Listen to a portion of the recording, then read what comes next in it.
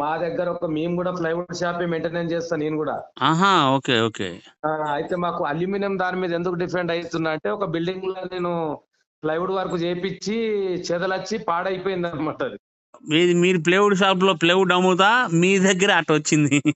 అట్లా వచ్చిందన్న. మరి ప్లేవుడ్ అందుకే షాప్ నాకు వాళ్ళు ఏమైతుందో మరి గ్యారంటీ అంటారు, లైఫ్ టైం గ్యారంటీ అట్లా ఇట్లా అంటారు. ఏమంటారు అన్న, అది పదన తగిలిందంటే ఏం గ్యారంటీ ఇస్తారు దానికి? ఆ, మేము షాప్ లో మేమే ఇప్పుడు మంచిగా 710 గర్జను, ఉమ్, మెరిన్ ప్లైవుడ్ ఏది వాడినా ఉమ్, వాటర్ ప్రూఫ్ గ్యారంటీ ఇవ్వగలుగుతాం, కానీ చెదలకు గ్యారంటీ ఎవరు ఇవ్వరు. ఆ, వాటర్ ప్రూఫ్ అంటే కంప్లీట్ గ్యారంటీ ఇవ్వచ్చు. అదేలే. ఒక ముక్క తీసుకొని ఇంకా నేను 4 రోజులు 3 రోజులు నీళ్ళలో పడేసుకొని చూడమంటాం. ఆ, అని చెదలకు గ్యారంటీ అయితే నీకు కంపెనీ వాడు కూడా ఇయ్యడు. ఎవరు?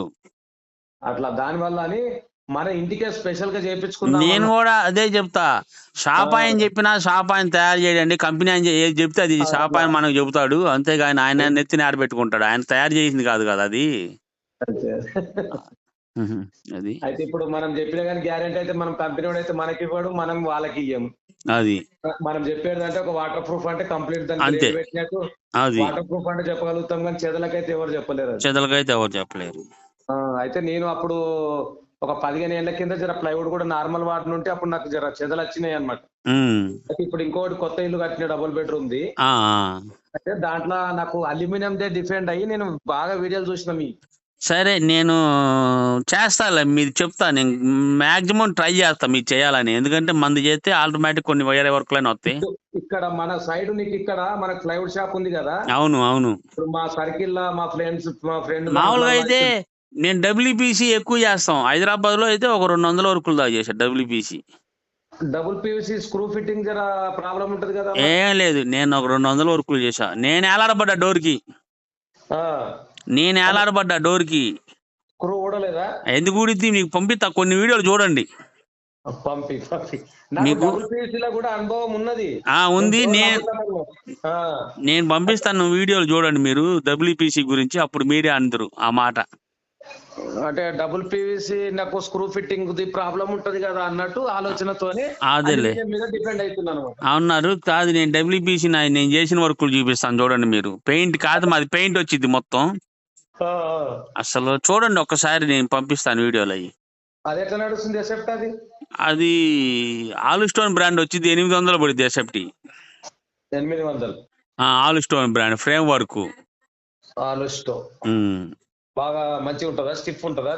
బాగా. మీరే అంటారు. అదే మనకి ఎక్కడికి వెళ్ళి ప్రాబ్లం రావద్దని లైఫ్ లాంగ్ సర్వీస్ ఉండాలి. అవును. మనకు స్క్రూ ఫిట్టింగ్ ప్రాబ్లం ఇంకోటి ఎకోస్టా ఉండిద్ది, అది కూడా ఇంకా నెంబర్ 1 ఉంటది. ఎకోస్టో అది 750 రూపాయలు ఎసెప్టీ. 750.